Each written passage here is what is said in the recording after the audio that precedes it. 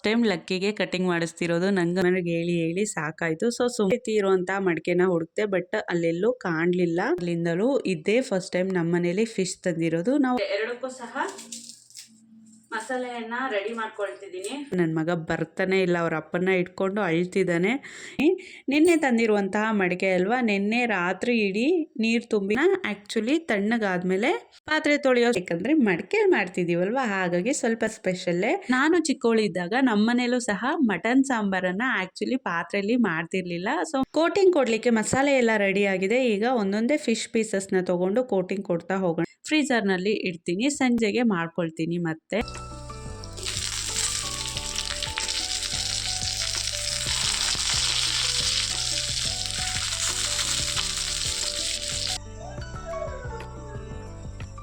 ಗೊತ್ತಾ, ಸ್ವಲ್ಪ ದೊಡ್ಡವನಾಗಿದ್ದಾನೇನೋ ಅನ್ನಿಸ್ತಿದೆ ನಂಗೆ. ನನ್ನ ಚಾನಲನ್ನು ಸಬ್ಸ್ಕ್ರೈಬ್ ಮಾಡ್ಕೊಳ್ಳಿ, ನನಗೆ ಸಪೋರ್ಟ್ ಮಾಡಿ. Hello hi, welcome back to my channel. ಎಲ್ಲರೂ ಹೇಗಿದ್ದೀರಾ? ಐ ಹೋಪ್ ಎಲ್ಲರೂ ಚೆನ್ನಾಗಿದ್ದೀರಾ ಅಂತ ಭಾವಿಸ್ತಿದ್ದೀನಿ. It's Sunday vlog. ಸಂಡೇ ಮಾರ್ನಿಂಗ್ಗೆ ಇವತ್ತು ಚಿಕನ್ನು ಮತ್ತು ಫಿಶನ್ನು ತಂದಿದ್ದಾರೆ. ಈಗ ಟೈಮ್ ಬಂದು 8:30 ಆಗಿದೆ.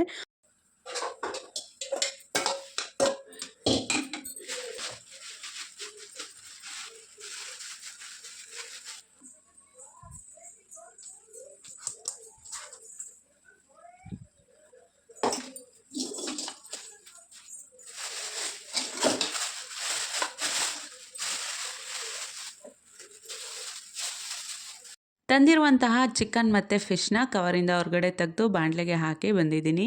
ಅಂದಾಗೆ ಲಕ್ಕಿನ ನಮ್ಮ ಯಜಮಾನರು ಕಟಿಂಗ್ ಮಾಡಿಸ್ಲಿಕ್ಕೆ ಕರ್ಕೊಂಡು ಹೋಗ್ತಿದ್ದಾರೆ. ಫಸ್ಟ್ ಟೈಮ್ ಲಕ್ಕಿಗೆ ಕಟಿಂಗ್ ಮಾಡಿಸ್ತಿರೋದು. ನನಗಂತೂ ತುಂಬಾ ಕ್ಯೂರಿಯಾಸಿಟಿ ಇದೆ, ಹೇಗೆ ಕಾಣಿಸ್ತಾನೋ ಅನ್ನೋದು.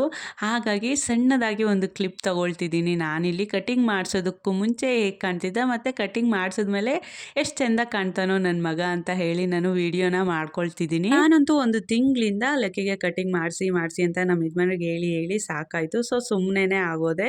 ಬಟ್ ಇವತ್ತು ಅವರಾಗಿಯೇ ಕರ್ಕೊಂಡು ಹೋಗ್ತಿದ್ದಾರೆ ಕಟಿಂಗ್ ಮಾಡಿಸ್ಕೊಂಡು ಬರ್ತೀನಿ ಅಂತ. ಪಾಪ ಅವರು ಏನಕ್ಕೆ ಬೇಡ ಅಂದಿದ್ದು ಅಂದರೆ ಲಕ್ಕಿ ಅಳ್ತಾನೇನೋ ಅಂತ ಹೇಳಿ ಸುಮ್ಮನೆ ಬೇಡ ಬೇಡ ಅಂದ್ಕೊಂಡು ದಿನಾನ ತಳ್ಳಿದ್ರು. ಬಟ್ ಏನೋ ಗೊತ್ತಿಲ್ಲ, ಇವತ್ತು ಕರ್ಕೊಂಡೋಗಿದ್ದಾರೆ. ಇನ್ನೊಂದೇನೆಂದರೆ ಆಯುಷ್ಗೂ ಕೂಡ ಸ್ಕೂಲ್ ಇದೆ, ಅಂದರೆ ಕ್ಲಾಸಸ್ ಏನೂ ನಡೀತಿಲ್ಲ, ಅವನು ಸ್ಪೋರ್ಟ್ಸ್ಗೆ ಸೇರಿದ್ದಾನೆ ಅಂತ ಹೇಳಿದ್ನಲ್ವ. ಸೊ ಪ್ರಾಕ್ಟೀಸ್ ಇದೆಯಂತೆ, ಹಾಗಾಗಿ ಹಾಫ್ ಡೇ ಇಟ್ಟಿದ್ದಾರೆ. ಫಸ್ಟು ಲಕ್ಕಿಗೆ ಕಟಿಂಗ್ ಮಾಡಿಸೋವರೆಗೂ ಆಯುಷ್ನು ಕೂಡ ಜೊತೆಲೇ ಇಟ್ಕೊತಾರೆ. ನಂತರ ಕಟಿಂಗ್ ಮಾಡಿಸಿದ್ಮೇಲೆ ಲಕ್ಕಿಗೆ ಆಯುಷ್ನ ಸ್ಕೂಲ್ಗೆ ಬಿಟ್ಟು ಮತ್ತೆ ಮನೆಗೆ ವಾಪಸ್ ಹಾಕ್ತಾರೆ. ಸೊ ಯಾಕಂದರೆ ಲಕ್ಕಿ ಅಳ್ತಾನೋ ಇಲ್ಲಾಂದರೆ ಸುಮ್ಮನೆ ಇರ್ತಾನೋ ಏನೋ ಗೊತ್ತಿಲ್ಲ ಅಲ್ವಾ, ಫಸ್ಟ್ ಟೈಮ್ ಕರ್ಕೊಂಡು ಹೋಗ್ತಿರೋದು. ಹಾಗಾಗಿ ಅವರು ಆಯುಷ್ನ ಒಂದು ಸ್ವಲ್ಪ ಬೇಗನೆ ಕರ್ಕೊಂಡೋದ್ರು. ಜೊತೆಗೆ ನಾನು ಕೂಡ ಇವತ್ತು ಏನೂ ಟಿಫನ್ ಮಾಡಿಲ್ಲ. ಸೊ ಬೆಳಗ್ಗೆ ಎದ್ದಿದ ತಕ್ಷಣ, ಅಂದರೆ ಸ್ವಲ್ಪ ಲೇಟಾಗಿ ಎದ್ವಿ, ಸಂಡೇ ಅಲ್ವಾ, ಸ್ವಲ್ಪ ಲೇಜಿನೇ ಇರುತ್ತೆ. ಸ್ವಲ್ಪ ಲೇಟಾಗಿ ಎದ್ದಿದ್ದ ಕಾರಣ ಬಿಸ್ಕೆಟ್ನ ತರಿಸಿ ಮಕ್ಕಳಿಗೆ ಒಂದೊಂದು ಗ್ಲಾಸ್ ತುಂಬ ಹಾಲನ್ನು ಕೊಟ್ಟೆ. ಹಾಗೆ ನಾವು ಕೂಡ ಕಾಫಿ ಜೊತೆ ಒಂದೆರಡು ಬಿಸ್ಕೆಟ್ನ ತಿನ್ಕೊಂಡ್ವಿ. ಸೊ ಹಾಗೆ ಹೋಗ್ತಾ ಆಯುಷ್ಗೂ ಕೂಡ ಏನಾದರೂ ದೋಸೆ ಇಡ್ಲಿ ಏನಾದರೂ ತಿನ್ನಿಸ್ಕೊಂಡು ಕರ್ಕೊಂಡೋಗಿ ಸ್ಕೂಲ್ಗೆ ಬಿಟ್ಟು ಬನ್ನಿ ಅಂತ ಹೇಳಿದ್ದೀನಿ. ಹೋಗ್ತಾ ದಾರಿಲಿ ಹಾಗೆ ಆಯುಷ್ಗೆ ಮತ್ತು ಲಕ್ಕಿಗೂ ಇಬ್ರಿಗೂ ಕೂಡ ಏನಾದರೂ ಟಿಫನ್ ತಿನ್ನಿಸ್ಕೊಂಡು ಹೋಗ್ತಾರೆ. ಅವ್ರು ಬರೋಷ್ಟರಲ್ಲಿ ಅಡುಗೆ ಮಾಡೋಣ ಅಂತ ಹೇಳಿ ನಾನು ಕಿಚನ್ಗೆ ಬಂದಿದ್ದೀನಿ. ನಿನ್ನೆ ಲಕ್ಕಿನ ಹಾಸ್ಪಿಟಲ್ಗೆ ಕರ್ಕೊಂಡು ಹೋಗಿದ್ವಿ. ಸೊ ಹಾಗೆ ಬರ್ತಾ ದಾರಿಲಿ ಮಣ್ಣಿನ ಮಡಿಕೆಯನ್ನು ನೋಡಿದೆ. ಸೊ ಒಂದೆರಡು ಕೂಡ ತೊಗೊಂಬಂದೆ. ಆ್ಯಕ್ಚುಲಿ ನಾನು ಹುಡುಕಿದ್ದು ಸ್ವಲ್ಪ ಬಟ್ಲ ರೀತಿಯಲ್ಲಿ, ಅಂದರೆ ಮೇಲೆ ಸ್ವಲ್ಪ ಓಪನ್ ಸ್ಪೇಸು ಚೆನ್ನಾಗಿ ಕಾಣಬೇಕು ವೀಡಿಯೋಸ್ಗೆಲ್ಲ ಅಡುಗೆ ಮಾಡುವಾಗ ಅಂತ ಹೇಳಿ ಬಟ್ಲ ರೀತಿ ಇರುವಂಥ ಮಡಿಕೆನ ಹುಡುಕ್ತೆ, ಬಟ್ ಅಲ್ಲೆಲ್ಲೂ ಕಾಣಲಿಲ್ಲ. ಸೊ ಇದೇ ಇತ್ತು, ಆಲ್ಮೋಸ್ಟ್ ಇದೇ ಥರದ್ದು ಡಿಸೈನ್ ಇತ್ತು. ಒಂದು ಬ್ಲ್ಯಾಕ್ ಕಲರಲ್ಲಿತ್ತು, ಇನ್ನೊಂದು ಈ ಕಲರಲ್ಲಿತ್ತು, ಮಣ್ಣಿನ ಕಲರಲ್ಲಿ. ಸೊ ಇಲ್ಲಿ ತಕ್ಷಣಕ್ಕೆ ಒಂದೆರಡು ಪಾತ್ರೆ ಚಿಕನ್ ಸಾಂಬಾರು, ಮಟನ್ ಸಾಂಬಾರು, ಇಲ್ಲಾಂದರೆ ಬಸ್ಸಾರು, ಸೊಪ್ಪಿನ ಸಾರು ಏನಾದರೂ ಮಾಡಿದಾಗ ಮಣ್ಣಿನ ಮಡಿಕೆಯಲ್ಲಿ ಮಾಡ್ಕೊಳ್ಳೋಣ, ವೀಡಿಯೋಸ್ಗೂ ಚೆಂದ ಇರುತ್ತೆ ಅಂತ ಹೇಳಿ 2 ಪಾತ್ರೆಯನ್ನು ತೊಗೊಂಬಂದೆ. ಜೊತೆಗೆ ಧೂಪ ಹಾಕಲಿಕ್ಕೆ ದೀಪವನ್ನು ಕೂಡ ತೊಗೊಂಬಂದೆ. ಹೋದ ಸಲ ತೊಗೊಂಬಂದಿದ್ದು ಟಾಪಿಂದು ಲಕ್ಕಿ ಹೊಡೆದು ಬಿಟ್ಟಿದ್ದಾನೆ ಅಲ್ವಾ. ಸೊ ಈ ಸಲನೂ ಕೂಡ ತೊಗೊಂಬಂದಿದ್ದೀನಿ. ಅದನ್ನು ದೇವ್ರ ಮನೆಯಲ್ಲಿ ಎತ್ತಿಟ್ಟಿದ್ದೀನಿ. ಮತ್ತು ಲಕ್ಕಿ ಕೈಗೆ ಸಿಕ್ಕಿದ್ರೆ ಫಟ್ ಅಂತ ಹೊಡಿತಾನೆ. ಸೊ ಭದ್ರವಾಗಿ ಎತ್ತಿಟ್ಟಿದ್ದೀನಿ. ಈಗ ಫಿಶನ್ನು ವಾಶ್ ಮಾಡ್ಕೊಳ್ಳೋಣ. ಫಿಶ್ ವಾಶ್ ಮಾಡುವಾಗ ಸ್ವಲ್ಪ ಅರಿಶಿನ ಮತ್ತು ಸಾಲ್ಟನ್ನು ಹಾಕಿ ಚೆನ್ನಾಗಿ ವಾಶ್ ಮಾಡಬೇಕಂತೆ. ಸೊ ನಾನು ಕೂಡ ಫಸ್ಟ್ ಟೈಮು ತರಿಸಿರೋದು ಮನೆಗೆ. ನಾವು ಮದುವೆ ಆದಾಗ್ಲಿಂದಲೂ ಇದೇ ಫಸ್ಟ್ ಟೈಮ್ ನಮ್ಮ ಮನೇಲಿ ಫಿಶ್ ತಂದಿರೋದು. ನಾವು ಅಷ್ಟಾಗಿ ಇಷ್ಟಪಟ್ಟು ತಿನ್ನೋದು ಇಲ್ಲ, ಸೊ ಅಷ್ಟಾಗಿ ಇಷ್ಟಪಟ್ಟು ಕೇಳೋದು ಇಲ್ಲ ಯಾರೂ ಕೂಡ. ಸೊ ಹಾಗಾಗಿ ನಾವು ಫಿಶ್ನ ತರೋದು ಕೂಡ ಕಡಿಮೆನೇ ಮನೆಗೆ. ಕಡಿಮೆ ಅಂದರೆ ಹಸಿ ಮೀನನ್ನು ತಂದು ಮನೇಲಿ ಯಾವತ್ತೂ ಸಹ ಕುಕ್ ಮಾಡಿಲ್ಲ. ಸೊ ಯಾವತ್ತಾದರೂ ತಿನ್ನಬೇಕು ಅನಿಸಿದ್ರೆ ಹೊರಗಡೆ ಶಾಪ್ಸಲ್ಲೆಲ್ಲ ಫ್ರೈ ಮಾಡಿ ಮಾರ್ತಾರಲ್ವ ಈ ಕಬಾಬ್ ಸೆಂಟರಲ್ಲೆಲ್ಲ. ಸೊ ಆಗ 1 ಪೀಸೋ 2 ಪೀಸೋ ತೊಗೊಂಬಂದು ತಿಂತಿದ್ವಿ. ಸೊ ಯಾವಾಗಲೂ ಒಂದು 5-6 ವರ್ಷದ ಹಿಂದೆ ಆಗಾಗ ತರ್ತಿದ್ರು. 1-2 ತಿಂಗಳಿಗೋ 3 ತಿಂಗಳಿಗೋ ಒಂದೊಂದು ಫಿಶ್‌ನ ತಂದುಕೊಡ್ತಿದ್ರು ನಮ್ಮ ಯಜಮಾನ್ರು. ಆಗ ತಿಂತಿದ್ದೆ. ಅಷ್ಟು ಬಿಟ್ಟರೆ ಮೀನನ್ನು ತಿನ್ನಲೇಬೇಕು ಅಂತ ಅನಿಸೋದಿಲ್ಲ ನನಗೆ. ಅದರ ಟೇಸ್ಟು ಅಷ್ಟಕ್ಕಷ್ಟೇ. ಅಂದರೆ ಲೈಕ್ ಚಿಕನ್ ಎಲ್ಲ ತಿಂತೀನಲ್ವಾ, ಸೊ ಚಿಕನ್ನ ಇಷ್ಟಪಟ್ಟು ತಿಂದಷ್ಟು ಫಿಶ್ನೇನು ತಿನ್ನೋದಿಲ್ಲ. ಚಿಕನ್ಗೆ ಮತ್ತು ಫಿಶ್ಗೆ ಎರಡಕ್ಕೂ ಸಹ ಮಸಾಲೆಯನ್ನು ರೆಡಿ ಮಾಡ್ಕೊಳ್ತಿದ್ದೀನಿ. ಸೊ ಈರುಳ್ಳಿ, ಬೆಳ್ಳುಳ್ಳಿ, ಕಾಯಿ ತುರಿ, ಕೊತ್ತಂಬರಿ, ಪುದೀನ ಇದನ್ನೆಲ್ಲ ಬಿಡಿಸಿಟ್ಕೊಳ್ತೀನಿ. ನಂತರ ಸಪ್ರೇಟಾಗಿ ಮಸಾಲೆಯನ್ನು ರುಬ್ಕೋಬೇಕು. ಸೊ ಫಿಶ್ಗೆ ಬೇರೆ ಥರ ಮಸಾಲೆ ಹಾಕ್ತಾರೆ ಮತ್ತು ಚಿಕನ್ಗೆ ಬೇರೆ ಥರ ಮಸಾಲೆ. ಸೊ ಹಾಗಾಗಿ ಫಸ್ಟು ಎಲ್ಲನೂ ಕೂಡ ಅಂದರೆ ಕಾಮನ್ ಆಗಿ ಈರುಳ್ಳಿ, ಬೆಳ್ಳುಳ್ಳಿ, ಶುಂಠಿ, ಕಾಯಿ, ಕೊತ್ತಂಬರಿ, ಪುದೀನ ಇದೆಲ್ಲ ಕಾಮನ್ನು. ಬಟ್ ಫಿಶ್ ಸಾಂಬಾರ್ಗೆ ನಂಗೆ ಗೊತ್ತಿರೋ ಪ್ರಕಾರ ಹುಣಸೆಹಣ್ಣು ಏನೋ ಸೇರಿಸ್ತಾರೆ, ಟೊಮೊಟೊ ಹಾಕಲ್ಲ ಅನಿಸುತ್ತೆ. ಬಟ್ ನಾವು ಚಿಕನ್ಗೆಲ್ಲ ಟೊಮೆಟೊ ಹಾಕ್ತೀವಿ, ಹುಣಸೆಹಣ್ಣು ಹಾಕೋದಿಲ್ಲ. ನನಗೂ ಗೊತ್ತಿಲ್ಲ ಯಾವ ರೀತಿ ಮಾಡಬೇಕು ಅಂತ. ನಾನು ಕೂಡ ಯೂಟ್ಯೂಬಲ್ಲಿ ನೋಡ್ಕೊಂಡು ಮಾಡ್ತೀನಿ.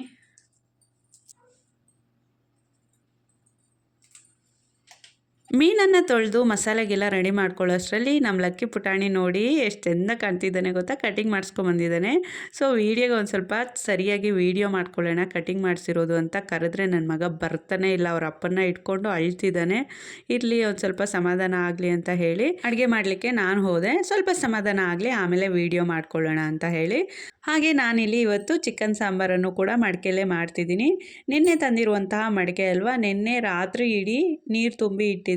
ಈಗ ನೀಟಾಗಿ ತೊಳೆದು ಆ ಮಣ್ಣಿನ ಮಡಿಕೆಯಲ್ಲೇ ಮಾಡ್ತಿದ್ದೀನಿ. ಆ್ಯಕ್ಚುಲಿ ಕೆಲವೊಂದಷ್ಟು ವೀಡಿಯೋಸಲ್ಲಿ ನೋಡಿದ್ದೆ.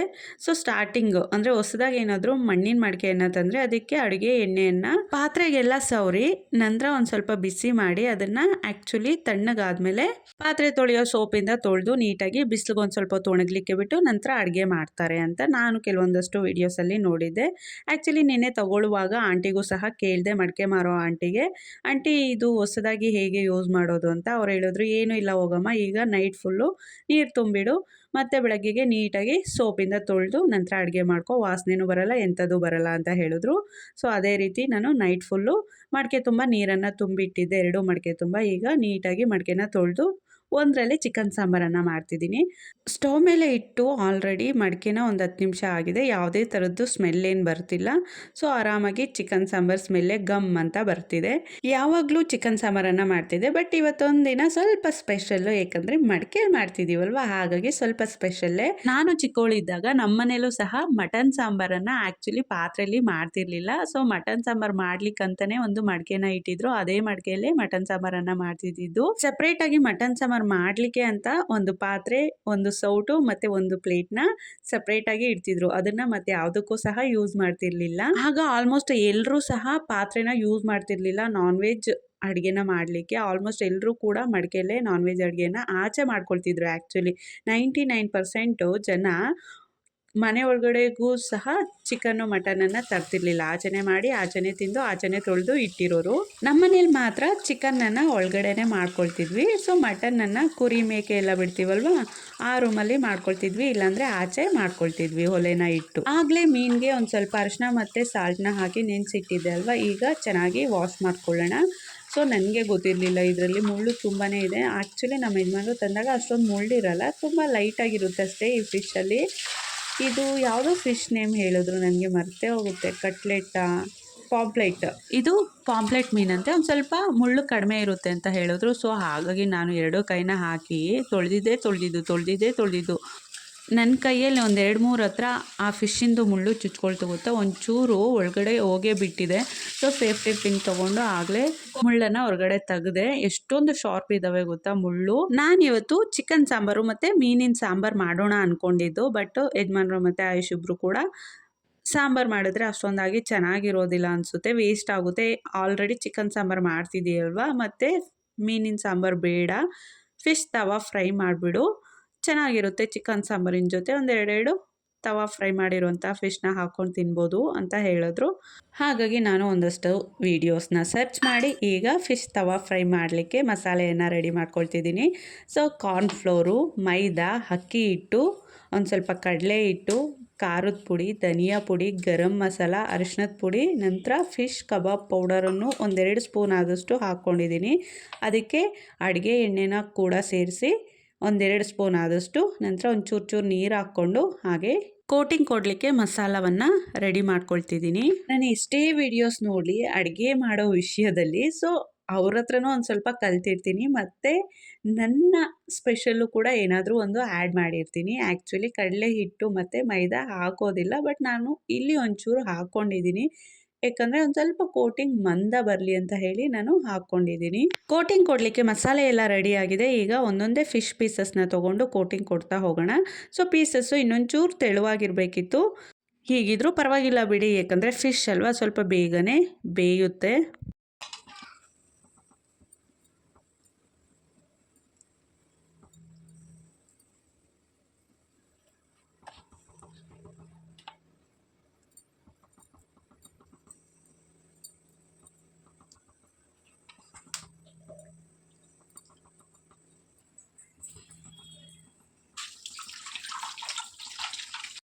ನಾನು ಪ್ರಿಪೇರ್ ಮಾಡ್ಕೊಂಡಿರುವಂತಹ ಮಸಾಲ ಒಂದು 8 ಪೀಸಸ್ಗಾಯಿತು, ಇನ್ನೊಂದಷ್ಟು ಪೀಸಸ್ಸು ಉಳಿದಿದೆ. ಸೊ ಹಾಗಾಗಿ ನಾನು ಒಂದು ಏರ್ ಕಂಟೈನರ್ ಬಾಕ್ಸ್ಗೆ ಹಾಕಿ ಒಂದು ಸ್ವಲ್ಪ ಅದಕ್ಕೆ ಅರಿಶಿನ ಮತ್ತು ಸಾಲ್ಟ್ನ ಕೂಡ ಮಿಕ್ಸ್ ಮಾಡಿ ಫ್ರೀಝರ್ನಲ್ಲಿ ಇಡ್ತೀನಿ. ಸಂಜೆಗೆ ಮಾಡ್ಕೊಳ್ತೀನಿ. ಮತ್ತು ಯಾಕಂದರೆ ಆಲ್ರೆಡಿ 8 ಪೀಸಸ್ಗೆ ನಾನು ಕೋಟಿಂಗ್ ಕೊಟ್ಟಿದ್ದೀನಿ. ಸೊ ಒಬ್ಬೊಬ್ಬರಿಗೆ 2 ಪೀಸ್ ಅಂದರೂ 6 ಪೀಸು ಖಾಲಿ ಆಗುತ್ತೆ. ಇನ್ನೊಂದೆರಡು ಇರುತ್ತೆ, ಎಕ್ಸ್ಟ್ರಾ ಯಾರಾದರೂ ತಿನ್ಕೊಳ್ತಾರೆ ಇಷ್ಟಪಟ್ಟು ತಿನ್ನೋರಿದ್ದರೆ. ಆಯುಷ್ಗಂತೂ ಬೆಳಗ್ಗೆನೇ ಹೇಳ್ತಿದ್ದ ನನಗೆ ಬೇಡ ಮಮ್ಮಿ ಅಂತ ಹೇಳಿ. ನೋಡೋಣ ಅವ್ನು ಬಂದಮೇಲೆ ತಿನ್ನಿಸ್ಬೇಕಷ್ಟೇ.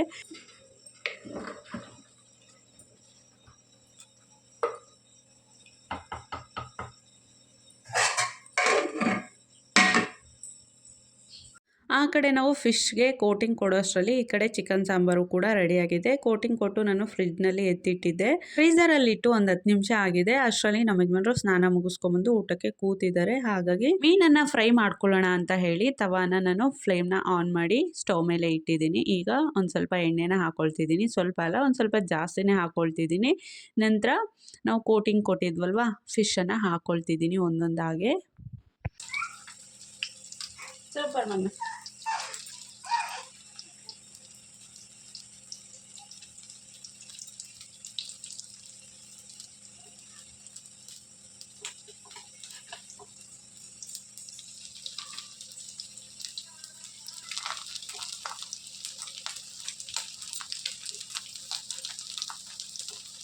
ಹಸಿ ಕರಿಬೇವನ್ನು ತೊಗೊಂಡು ಅದಕ್ಕೂ ಸ್ವಲ್ಪ ಕೋಟಿಂಗ್ ಕೊಟ್ಟು ಫಿಶ್ ಮೇಲೆ ಹಾಕ್ತಿದ್ದೀನಿ. ಸೊ ಮಧ್ಯದಲ್ಲಿ ಫಿಶ್ ತಿಂತ ಮಧ್ಯದಲ್ಲಿ ಕರಿಬೇವು ಕೂಡ ಸಿಕ್ಕಿದ್ರೆ ತುಂಬಾ ಟೇಸ್ಟಿಯಾಗಿರುತ್ತೆ.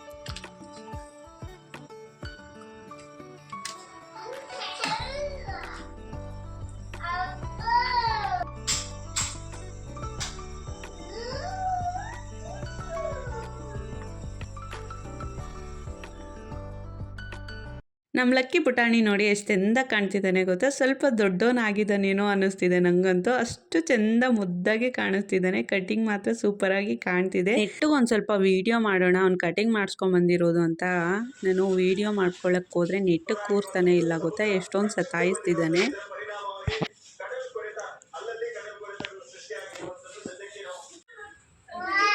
ಈ ಕಡೆ ಬಾಚಿನಿ, ಯಾರಿದಾರಲ್ಲ ಬೈಲ್ ನೀರು ಕಟಿಂಗ್ ಹಂಗೆ ತೋರ್ಸೋಣ.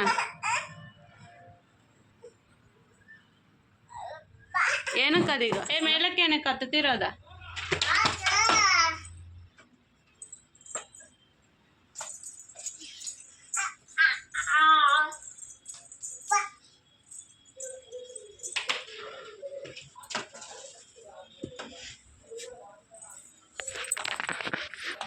ಲಕ್ಕಿಗೆ ಈ ವೈಪರ್ನ ತೊಗೊಂಡು ನೀರು ತಳ್ಳೋದಂದರೆ ತುಂಬಾ ಇಷ್ಟ. ಏನು ಮಾಡ್ತಾನೆ ಅಂದರೆ ಜಗ್ಗಲ್ಲಿ ಒಂದು ಸ್ವಲ್ಪ ನೀರನ್ನು ಇಟ್ಕೊಳ್ಳೋದು, ಅವನೇ ನೀರನ್ನು ಚೆಲ್ಲೋದು, ಮತ್ತು ವೈಪರ್ನ ತೊಗೊಂಬಂದು ಅವನೇ ಕ್ಲೀನಾಗಿ ನೀರನ್ನು ತಳ್ಳೋದು, ಇದನ್ನು ಮಾಡ್ತಿರ್ತಾನೆ.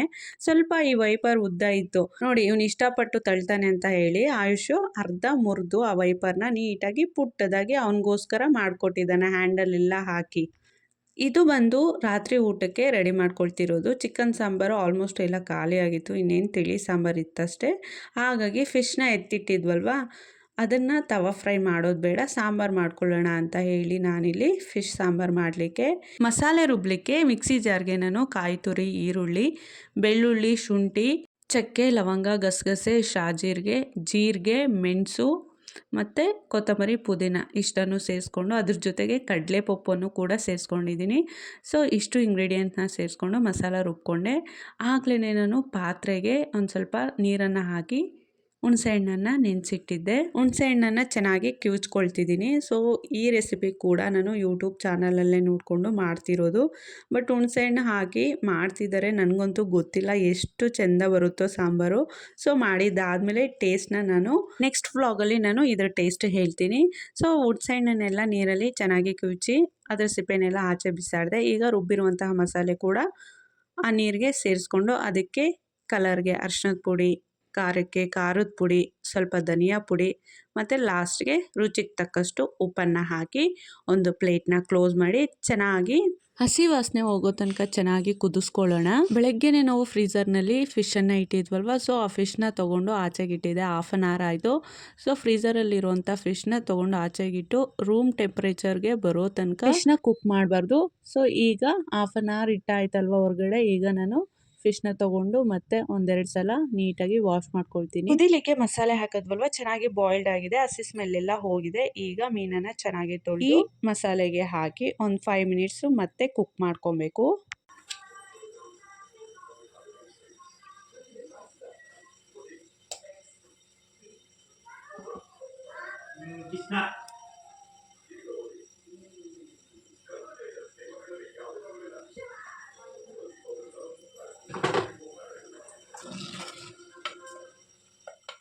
ಮೀನನ್ನು ಹಾಕಿ ಒಂದು 5 minutes ಅಷ್ಟೇ ಕುಕ್ ಮಾಡಿಕೊಂಡೆ. ರೆಡಿಯಾಗಿದೆ ಮೀನಿನ ಸಾಂಬಾರು. ಈಗ ಊಟ ಮಾಡಬೇಕು. ಬಿಸಿ ಬಿಸಿ ಮುದ್ದೆ ಜೊತೆಗೆ ಮೀನಿನ ಸಾಂಬಾರನ್ನು ಹಾಕ್ಕೊಂಡು ತಿನ್ನಬೇಕು. ಇದಿಷ್ಟು ಇವತ್ತಿನ ವ್ಲಾಗ್. ಅಂದಾಗೆ ಟೇಸ್ಟು ನಾಳೆ ಹೇಳ್ತೀನಿ ನಾನು. ನಾಳೆ ಅಂದರೆ ನೆಕ್ಸ್ಟ್ ವ್ಲಾಗಲ್ಲಿ ಹೇಳ್ತೀನಿ. ಸೊ ಇದಿಷ್ಟು ಇವತ್ತಿನ ವ್ಲಾಗ್. ಐ ಹೋಪ್ ಎಲ್ಲರಿಗೂ ಸಹ ಈ ವ್ಲಾಗ್ ಇಷ್ಟ ಆಗಿರುತ್ತೆ ಅಂತ ಭಾವಿಸ್ತಿದ್ದೀನಿ. ಯಾರಿಗೆಲ್ಲ ಈ ವಿಡಿಯೋ ಇಷ್ಟ ಆಯಿತೋ ದಯವಿಟ್ಟು ವಿಡಿಯೋಗೆ ಒಂದು ಲೈಕ್ ಕೊಡಿ, ಹಾಗೆ ನನ್ನ ಚಾನಲನ್ನು ಸಬ್ಸ್ಕ್ರೈಬ್ ಮಾಡ್ಕೊಳ್ಳಿ, ನನಗೆ ಸಪೋರ್ಟ್ ಮಾಡಿ. ಎಲ್ಲರಿಗೂ ಕೂಡ thank you so much. Bye.